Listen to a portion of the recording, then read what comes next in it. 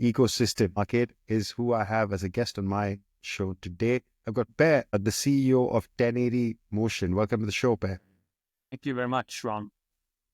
Now, 1080 Motion might be familiar to regular listeners of this podcast. We've had Anna Karin, the former CEO, and Chairman Mani on this podcast as well. 1080 has been featured in our content, in our reports as well. So let's say I know them well and they know me us fairly well. So it's nice to see more familiar faces. But there's a reason we've got Per on, because A, Per is interested in India almost as much as we are, it seems. And B, also he just came back from India, so it's a perfect time to catch up with him.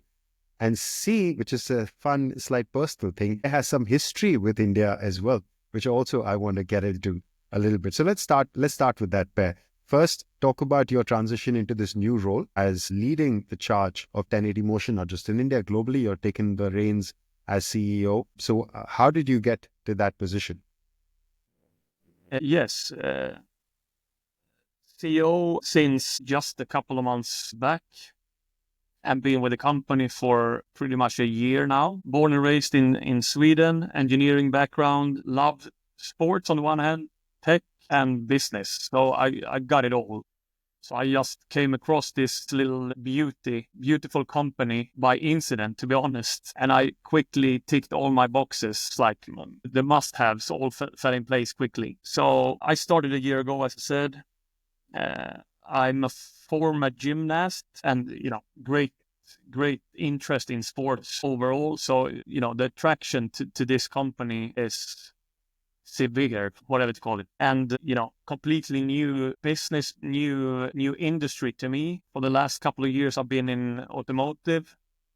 Hardware and software lies close to heart. High tech is a key ingredient as well. And I really feel I got it all in this domain and with this particular company. So And proud and happy. Certainly a great group of people. I had the good fortune of meeting Mani and Anna Karin in person. Of course, I've had various calls with them. We haven't met in person yet, Per, but I feel like we will soon. So yeah, super interesting. I didn't know that you had a gymnast background and all that. We can get into that maybe once we meet over a beer at some point. But for today, I want to focus on, let's say, what your vision of what 1080 can be. I mean, maybe you can give a quick overview for people who did not catch the previous episode. Just in a nutshell, what is 1080 Motion? What exactly are the products that you deliver? And what do you do? Who are you working with from a global perspective? Right. So 1080 Motion, in a nutshell, we're a sports tech company based in Sweden, and I would say pioneering in the way that we have disrupted the resistance training market. And essentially what we do is, might boring term, digital motorized resistance devices for training, test and rehab. And truly sports agnostic. So it's not a matter of certain sports or certain exercises, even very, very generic and broadly applicable. And it's a matter of replacing the way we've been training with resistance for the last 150 plus years with physical weights or sleds or tires or what have you, and instead letting an electric motor control the resistance, controlling the load and speed. So a line or a cord attached to an electric motor. And with some great engineering power, we managed to replace the physical weight with this motor, controlling it with very high precision, while also providing the real-time feedback, making it data-driven, regardless if you're training for the Olympics or for the next cricket match or rehabbing from a recent ACL injury. That full range is what we do. And Fantastic. Sorry, and maybe just give a rattle off a few names of clients that you've been serving, because I know that you do these machines for elite teams, elite sports organizations all over the world. That's correct. And that's where we started.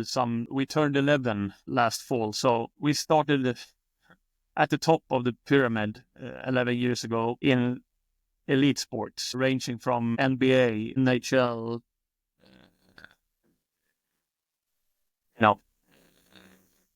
And then, of course, soccer, world's biggest sport. So that's where we come from, and still are, that's our core market, while also, now expanding into different, call it, new verticals, growing in rehab, sports rehab, into pure rehab on the one hand. So from elite sports to, a lot of new interesting verticals and new sports to us. Fantastic. Yeah, I mean, which is one of the things that I always found fascinating about you guys. It's kind of that overnight sensation that has been working for so long. It almost feels like that. This company has been on such a great growth trajectory, especially over the recent years. But that comes from, you've been around 11 years, you've really put in that work, and now you're capitalizing on that work. So, of course, while you're growing globally, I know India is a market of focus. I know you have some personal background there. I know you spent some time there in your younger years, maybe had a gap year or something like that at a few months. Maybe your family members have worked there. Well, we've had some conversations. Right. But especially now for 1080 Motion, it is a market of focus. Why is that? The company is in an interesting phase overall, and that's what attracted me. It's like to step in now, to gear up in so many ways. As you pointed out, we've seen some nice organic growth over the years, but now we're ready to enable further acceleration, and that comes both with new opening up in new verticals, new sports, new segments, but also new geographies. And I would say up until recently, India, a huge market, up and coming market, also pretty much hidden. But sports tech wise, we tick all of the boxes, and we're in India for the long term. We see the long term potential. That's what attracts me and us in several ways. So both private and governmental sector is attractive. Cricket, of course, you can't deny. That's a pretty much spot on for the 1080 equipment. So there we see great potential overall. But also now with the Olympic plans, that's the other side of the spectrum, of course, with the state's interest in investing in state-of-the-art tech, just like our technology, our products, for various Olympic sports.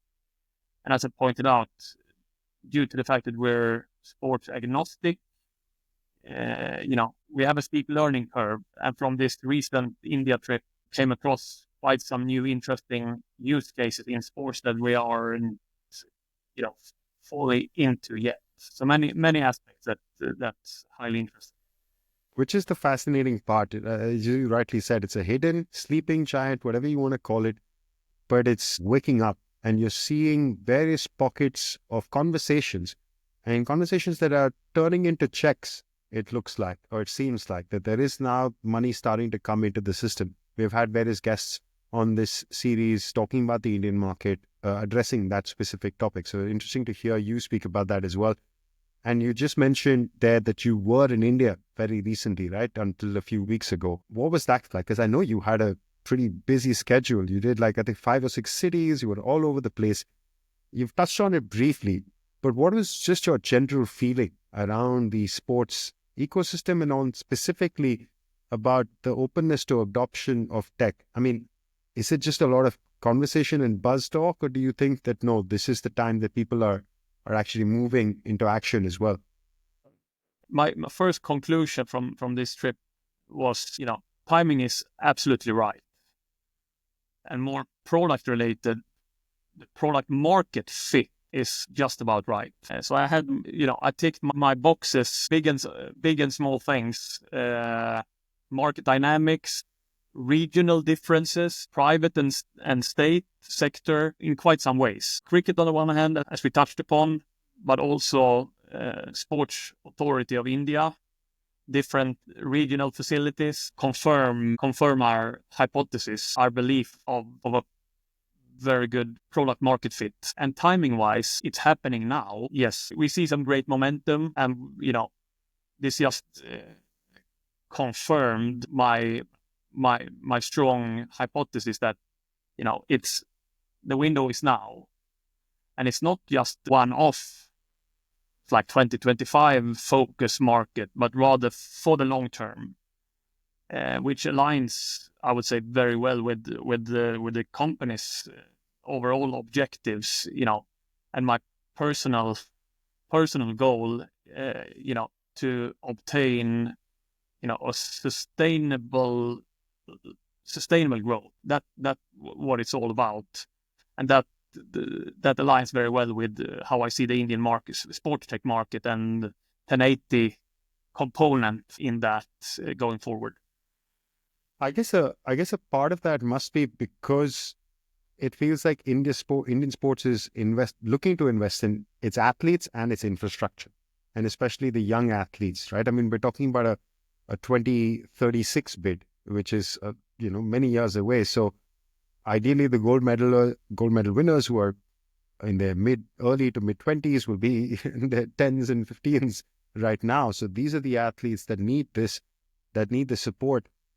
But my biggest question always, and there is a lot of appetite, there's a lot of buzz, and I see lots of moving parts. My biggest question is, will this translate into, dollars being spent or money coming into the ecosystem? Did you have any concerns around, for example, the price point for a 1080 product? I know you have various versions, and by international standards or European or US standards, various products are, might not think too much about the budget. I mean, they're not cheap, but they're not, if there's value, so you just do it. In India, there's a bigger delta, when it comes to price and cost of the product and implementing that in these kind of markets. How did you feel about that? What was your takeaways around specifically price and the intent to buy? Yes, this trip, a key part of it, from my own perspective, was, call it market research, market intelligence, to understand the dynamics, understand the willingness to pay, the price sensitivity, different parts of the ecosystem. I'm honestly quite surprised. I expected, higher price sensitivity. This is far from science, but at least, from what we've seen so far, we expected a tougher situation, given the simple fact that it's, depending on how you see it, but overall quite pricey equipment. It's not, we're selling the Ferrari in this domain.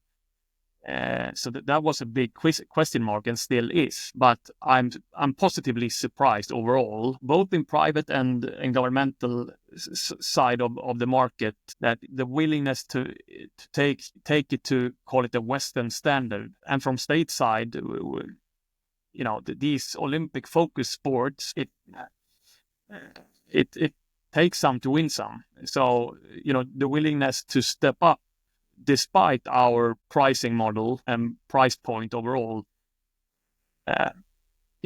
it's manageable, and I'm excited about it, and as it simply feels doable.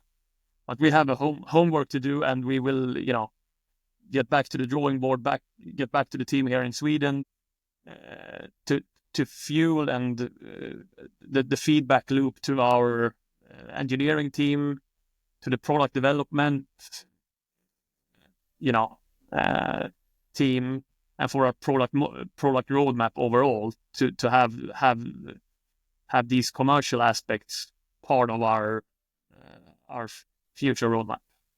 Which is such an interesting perspective. And again, just last week, I was speaking, that episode came out earlier this week.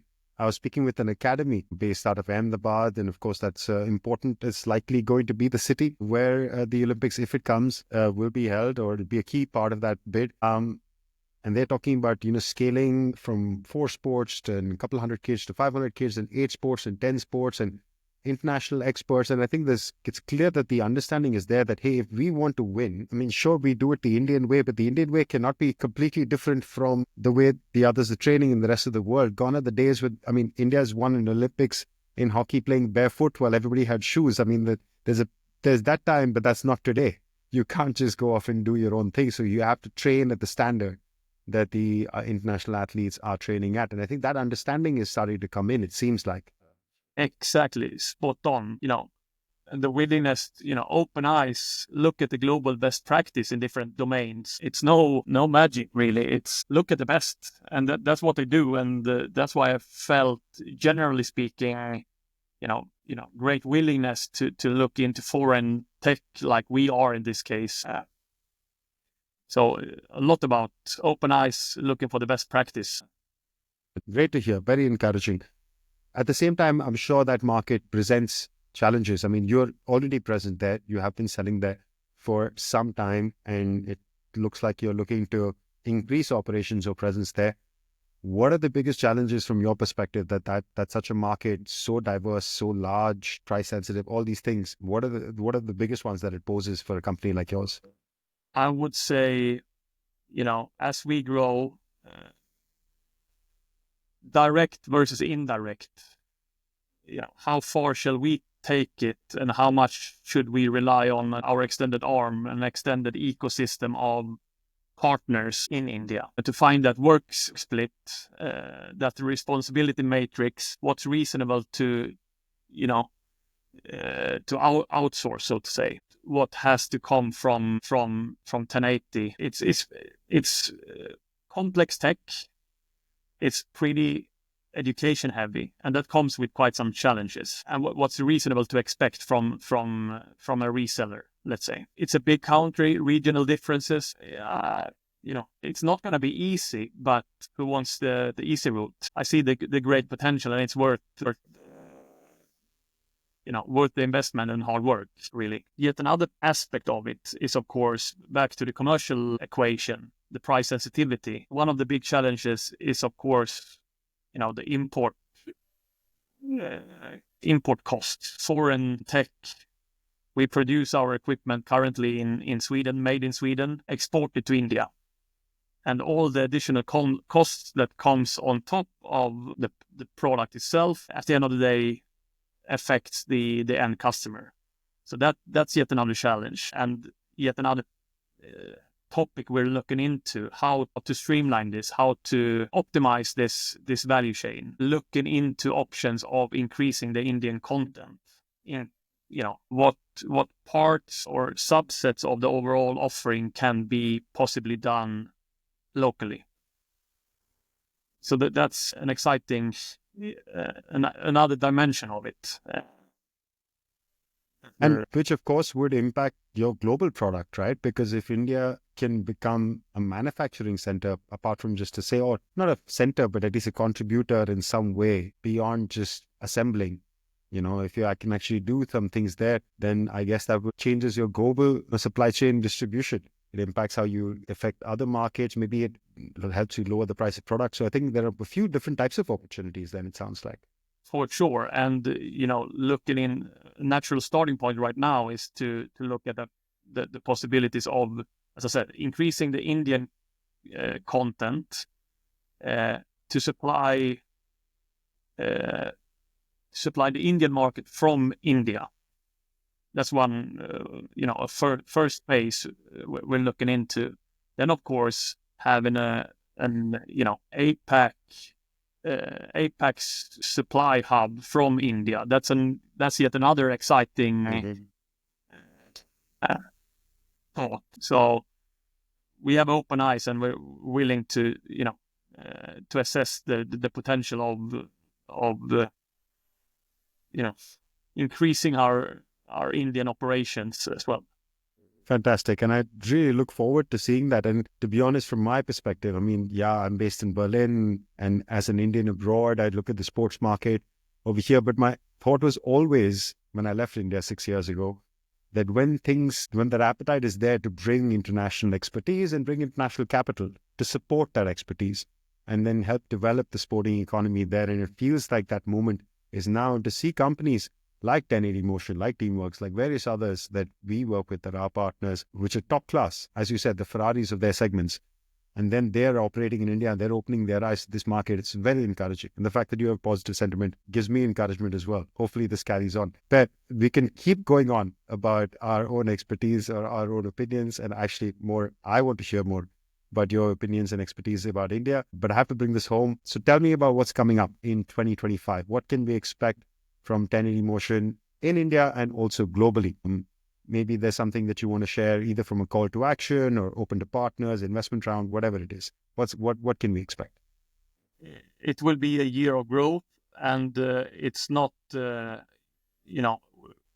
a long-term sustainable growth where it's such a journey we're on. So it's a year of growth, a growing team here in Sweden, and currently we have two sites, headquarters here in Sweden. We're growing 360 degrees. We need more brain power, more hands and feet to keep up to run in our own pace, so to say. Also, our fully owned subsidiary in the US, Austin, Texas. Same there. So, to harvest and to be able to keep up with the great demand we see and the great potential we see in our offering. So that's one side of it, headcount growth, but also exploring new verticals, new segments, new sports on the one hand. Rehab and sports medicine, generally speaking, highly interesting, something we're focusing on in 2025, but also obviously call it new geographies. So India is one key focus market, together with also South America, starting off in Brazil. So we're kickstarting that as well now during the first quarter. So exciting times in quite some ways. I can imagine that you'll be racking up some heavy air miles, Per. Make sure you get that loyalty bonus pretty soon. Or if not you, then whoever is heading sales or international implementation. But that's overall back to my list of must-haves when I got attracted to this company. High tech, still small company on a truly international market. Customers in some 80 countries comes with some air miles, like it or not. So that's a fun part of it. So we're a global company, despite we're in a mid-sized Swedish town, and as I pointed out, pretty education heavy, and we want to understand the real customer pain points. So despite this digital era, we still see the power of meeting the customer face to face, understanding the context, understanding their reality, and obsessed with solving the real problems, and that comes with some traveling, indeed. If you're that kind of person, and it seems like you are, I am a bit as well, and that's, as you said, part of the fun and part of the things that you look forward to, and also just an incredible opportunity that you have to scale this fast-growing company. So you heard it here, guys and girls. If you are looking to get a job, or men, women, whoever, if you're looking to be a part of this journey, and Per and the team are growing in multiple regions, in multiple directions, in multiple sports, multiple geographies, all of that. So that's clearly not about. Per, thank you so much for taking the time to join us on this episode. Before I let you go, I have one last question to ask you, which is that we all work in sports because I think we love it. What has been your favorite sporting moment? Tough one. The first thing that comes up to mind is we got the opportunity to, through one of our customers, to get to Paris last summer. The 1080 team went there for some track and field finals. Just amazing in so many ways. And given our footprint, our customer base, track and field, sprinting, that's our core domain, are exactly spot on. So just watching, I would say, my favorite women's 200-meter finals, where we quickly realized top 7 out of the nine women in the final in Paris were active users of our second generation sprint machine, and that was a big thing. That is quite an endorsement. That is quite an endorsement. I think that is your banner, that is your poster, that is your advertisement right there. Just put that everywhere. 7 out of 9 finalists use Tenity Motion. One of the fastest athletes in the world. Incredible. What about the remaining 2 then? So we concluded the target customers based on who we saw in the finals. Exactly. And this is the key point to the investor, that there is room to grow. There are 2 more to get. Yeah, exactly. Which is what you guys will keep getting. Fantastic, Per. Thank you so much. And it was an amazing Olympics. I was lucky to be there for a couple of events myself. But no, I can imagine it's a different feeling to see the things that you work so hard to create and put out there, when they give the result that you have been working to give. No, I can imagine it's an amazing moment for the team. Amazing moment for the team. So thanks for today, Ron. A pleasure. Always a pleasure, Per. Good chatting with you. And you'll see more of Per and of 1080 Motion in our upcoming report. That's what we're building up to. And it'll be out soon, out next week, in fact. So as you probably, by the time you hear this episode, go to our website and download it, or sign up for our newsletter to make sure you get your hands on it. We've covered this consistently over the last month or so, and in our upcoming content, we will a bit more. This is a sleeping giant in India. There is a lot of stuff happening around the sports and sports tech ecosystem. So stay tuned. And maybe you'll see a medal winner built off a 1080 Motion device in the near future from India. All right, guys. See you guys soon. Cheers. Thanks. Thanks for listening to the SportsTech All-Stars podcast with Rohn Malhotra. If you like our show, let us know and leave a review. And if you want to know more about us, check out SportsTechX.com, where you can find our latest industry reports and updates. For a deeper dive into all things sports tech, check out our comprehensive database, SportsTechDB, at SportsTechDB.com. Don't forget to follow us on social media. You can find us at SportsTechX on Instagram, Twitter, LinkedIn, and Facebook. Join us next time for another insightful conversation with a leader in sports tech.